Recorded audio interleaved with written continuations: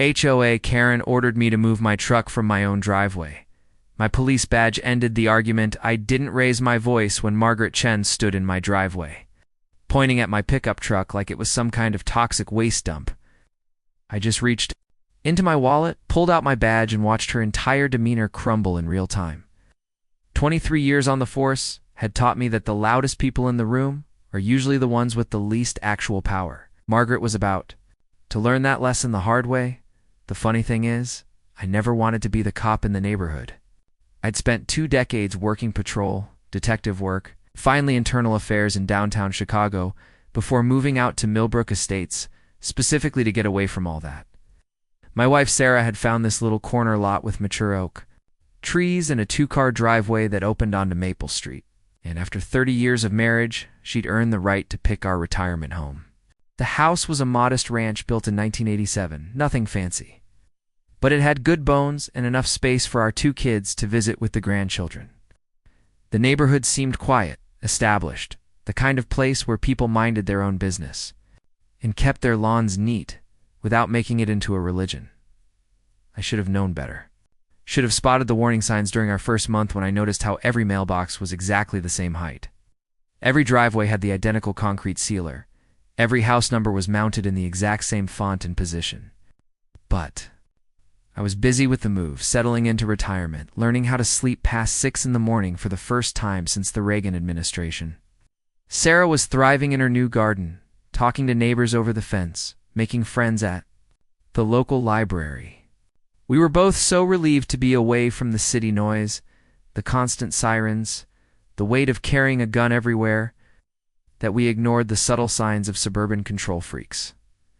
The first time I met Margaret Chen, she was standing on her porch, across the street, watching me unload boxes from my F-150. Friendly enough wave seemed normal. She was a small woman in her early 60s, with perfectly styled gray hair, and the kind of posture that suggested she'd spent her career telling other people what to do. Later, I'd learned she was retired from some middle management position at an insurance company, the type who'd turned homeowners association governance into her personal fiefdom. But that first day, she just seemed like another neighbor welcoming us to the block. The trouble started about 6 weeks after we moved in. I was working in my garage on a Saturday morning, organizing my tools and setting up a small workbench, when Sarah came out holding a cream-colored envelope with our address written in precise block letters. Inside was a formal notice from the Millbrook Estates Homeowners Association, informing us that my truck was in violation of Section 4.3b of the Community Covenants, which prohibited commercial vehicles, work trucks, or vehicles displaying visible equipment or modifications inconsistent with residential aesthetic standards from being parked in driveways or streets within the community. My truck was a 2019 Ford F-150 in navy blue. Stock everything. No modifications, no company logos, no equipment visible. The only thing that might have given someone pause was a small, discreet tactical light mounted near the license plate that I'd never bothered to remove after retirement. But calling it a commercial vehicle was like calling a goldfish a shark. Read the notice twice, thinking there had to be some mistake. The letter was signed by Margaret Chen, President Millbrook Estates HOA Board, and it gave me 14 days to remedy the violation or face daily fines of $50. At the bottom, in smaller print, it noted that continued violations could result in legal action to enforce the community covenants, up to and including placing a lien on our property. Sarah and I had never lived in an HOA before. Our previous home was in an older Chicago neighborhood where people painted their houses whatever color they wanted and parked their cars wherever they fit. The idea that a group of neighbors could dictate what kind of vehicle I kept in my own driveway seemed absurd, like something out of a bad comedy sketch. But the letter was real, printed on official letterhead, complete with legal references and a registered agent's address. My first instinct was to handle this reasonably. I spent that evening reading through the community covenants we'd signed at closing. Documents I'd admittedly skimmed through in the rush to finalize the purchase. Most of it was standard stuff about maintaining property values and keeping up appearances, but buried in Section 4.3 was indeed language about vehicles. The wording was vague enough to be interpreted broadly, which I recognized as a red flag from my years dealing with poorly written municipal ordinances. I drafted a polite email to Margaret explaining that my truck was a standard consumer pickup, not a commercial vehicle, and requesting clarification about exactly which aspect of Section 4.3b my truck allegedly violated. I included photos of the truck from multiple angles, showing that it was clean, well-maintained, identical to dozens of other pickup trucks throughout the neighborhood. I sent the email on Monday morning and waited for a reasonable response. Instead, I got silence. Then the following Friday, I got another cream-colored envelope. This one informed me that my initial grace period had expired, and that daily fines would begin accruing the following Monday, unless the violation was remedied. No response to my questions, no clarification, just escalation. The tone was colder, more formal. There was an additional paragraph about how property owners who disputed HOA enforcement actions could request a hearing with the board, but only after paying all outstanding fines and administrative fees. That weekend, I drove around the neighborhood with fresh eyes, really looking at what was parked in people's driveways. I counted 7 other pickup trucks, 2 panel vans that were clearly used for contractor work, an RV that hadn't moved in months, and at least 3 cars with commercial decals or company parking passes visible on the dashboards. None of them had violation notices taped to their windshields. None of them seemed to be living in fear of $50 daily fines, Sarah suggested. I'd just park the truck in the garage and be done with it. She wasn't wrong. We had a 2-car garage, and avoiding conflict seemed like the path of least resistance. But something about the arbitrariness of the targeting bothered me. In 23 years of police work, I'd developed a pretty good nose for petty tyrants who used rules selectively to harass people they didn't like. Margaret Chen was pinging every one of those instincts. I decided to attend the next HOA board meeting, which according to the community website was held the third Thursday of every month at 7 p.m. in the community center conference room. The community center was a modest building near the neighborhood entrance, the kind of generic suburban amenity that developers build to justify higher home prices. When I arrived that Thursday evening, I found Margaret and 4 other board members seated at a folding table facing about a dozen residents scattered across metal folding chairs. Margaret was clearly running the show, working through a typed agenda with military precision. Old business, new business, treasurer's report, architectural review committee updates. When they got to covenant enforcement, she announced that the board had issued 7 violation notices in the past month and collected $2,400 in fines. She said this with obvious satisfaction, like a sales manager announcing quarterly results. During the public comment period, I stood up and introduced myself. I explained that I'd received a violation notice for my truck and wanted to understand exactly how Section 4.3b was being interpreted and enforced. I asked whether the board had established clear criteria for what constituted a commercial vehicle and whether those criteria were being applied consistently throughout the community. Margaret's response was immediate and dismissive. She said, the board didn't have time to debate individual violations during community meetings, that property owners who wanted to dispute fines could submit written appeals, and that my truck was obviously a work vehicle based on its size and aggressive styling.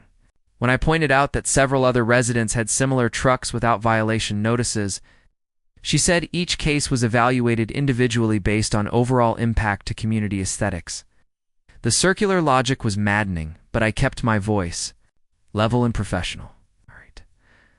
I thanked the board for their time and said I looked forward to submitting a formal appeal. Margaret's smile was thin and condescending as she moved on to the next agenda item.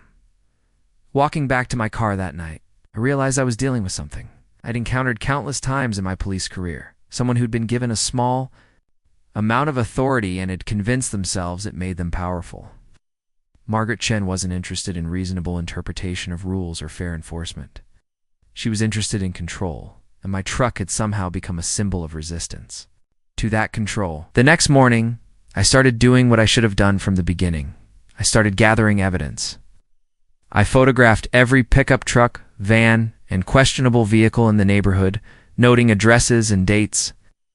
I researched Illinois state law regarding homeowners associations and covenant enforcement. I pulled our original purchase documents and read every line of the community covenants, looking for inconsistencies and procedural requirements the board might have overlooked. What I found was fascinating. The community covenants required that any covenant violations be reported in writing to the board, investigated by at least 2 board members, and that property owners be given 30 days written notice before any fines were assessed. They also required that all board meetings follow Robert's Rules of Order, and that any rule interpretations affecting multiple properties be voted on by the full board and recorded in meeting minutes. Margaret had skipped every single one of these procedural requirements. She'd apparently seen my truck, decided she didn't like it, and issued a violation notice without any formal investigation or board vote. The meeting I'd attended hadn't followed Robert's rules, and there was no record of any discussion or vote. Regarding how Section 4.3b should be interpreted, more interesting was what I found in the county records. Millbrook Estates had been developed in 3 phases between 1985 and 1992. The original covenants had been amended multiple times. The version we'd signed at closing was different from the version recorded with the county in 2018, and neither version had been properly ratified by the required percentage of property owners. According to Illinois law, that made the entire enforcement mechanism legally questionable, but the most interesting thing I discovered was Margaret Chen herself. Little research revealed that she'd been HOA president for 8 consecutive years. Despite term limits in the community bylaws that should have forced her to step down after 6, she'd also been involved in at least 3 lawsuits with other residents, all related to covenant enforcement. And in each case, the HOA had eventually dropped the matter rather than proceed to trial. I was starting to understand the game. Ruled through intimidation and the assumption that most people wouldn't invest the time and money to fight back properly. She'd probably been getting away with selective enforcement for years, targeting people who seemed unlikely to cause trouble, and backing down when anyone showed real resistance. The daily fines kept accumulating. $50 a day, 7 days a week, charged to our account with the HOA management company. After 2 weeks, I owed $700 for the crime of parking my own truck in my own driveway. Sarah was getting stressed about the money, worried that they might actually put a lien on our house. The whole situation was starting to affect our sleep, our conversations, our ability to enjoy retirement. That's when I stopped being nice about it. I spent the next week putting together a comprehensive response that I planned to present at the following month's board meeting. I documented every procedural violation Margaret had committed, every inconsistency in covenant enforcement, every legal requirement she'd ignored. I prepared a timeline showing that the covenants themselves might not be legally enforceable, and I gathered evidence that the board had been operating outside its authority for years. But I also did something else. I started making discreet inquiries around the neighborhood, knocking on doors and having friendly conversations with other residents. What I learned was that Margaret's reign of terror was broader and more systematic than I'd realized. The elderly couple at the end of Maple Street had been fined repeatedly for letting their grass grow a 1/4 inch too tall. The young family on Oak Drive had been cited for having children's toys visible in their yard. The widow on Elm Street had been forced to repaint her house because the HOA board decided her shade of beige was inconsistent with community standards. Everyone had stories, but no one had fought back. It all just paid the fines, made the changes, accepted the harassment as the price of living in Millbrook Estates. Margaret had created a culture of fear based on the assumption that she held all the power and that resistance was futile. She was about to learn otherwise. The confrontation happened on a Tuesday morning in late October. I was in my driveway, washing my truck, the same truck that had supposedly been poisoning community aesthetics for 6 weeks, when Margaret appeared at the foot of my driveway, like some kind of suburban sheriff. She was wearing pressed slacks and a cardigan, carrying a clipboard. Flanked by 2 other board members I recognized from meetings. "Mr. Rodriguez," she announced, in a voice loud enough for the neighbors to hear, "this is your final warning. Your vehicle is still in violation of community covenants, and your account with the association now shows $2,100 in outstanding fines. If you don't remove this truck from community property immediately, we'll be forced to pursue legal remedies." Turned off the hose and looked at her calmly. After 23 years of dealing with people having the worst days of their lives, I'd learned that the most powerful response to someone trying to intimidate you is complete, unflappable composure. "Margaret," I said, using her first name deliberately. "This truck is parked in my driveway, on my property, and it's not in violation of any legally enforceable covenant. Your fines are illegitimate. Your procedures have been improper from the beginning, and you're about 30 seconds away from committing criminal harassment under Illinois state law." Her face flushed red. "You can't talk to me that way. I'm the president of this homeowners association, and I have the authority to enforce." "Actually," I interrupted, reaching into my back pocket. "You don't?" I pulled out my wallet, opened it, and held up my police badge where all three of them could see it clearly. Not just the retirement badge they give you as a keepsake, but my actual Chicago PD detective shield, which I still carried out of habit. The change in Margaret's expression was instantaneous and complete. The righteous anger drained out of her face, replaced by something that looked like genuine fear. The two board members behind her took an unconscious step backward. "Detective Rodriguez, Chicago Police Department, retired," I said in the calm, professional tone I'd used to de-escalate thousands of situations. "And before you say anything else about legal remedies, you should know that I've spent the last month documenting every procedural violation, every case of selective enforcement, and every instance of harassment that you've committed in your capacity as HOA president. I've also been in contact with the Illinois Attorney General's office about potential violations of state consumer protection laws." Margaret's mouth opened and closed like a fish out of water. I continued. "Your HOA has been operating without proper legal authority for at least 3 years. Your covenant enforcement procedures violate due process requirements under state law.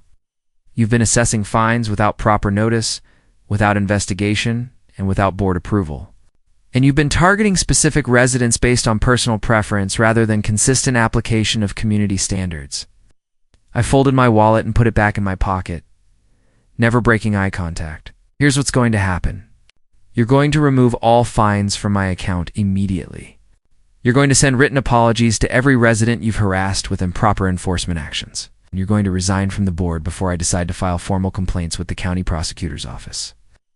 One of the board members, a nervous-looking man in his 70s, whispered something to Margaret about, "Maybe we should discuss this privately." But Margaret was staring at me like she'd just realized she'd been picking a fight with a grizzly bear. "You can't.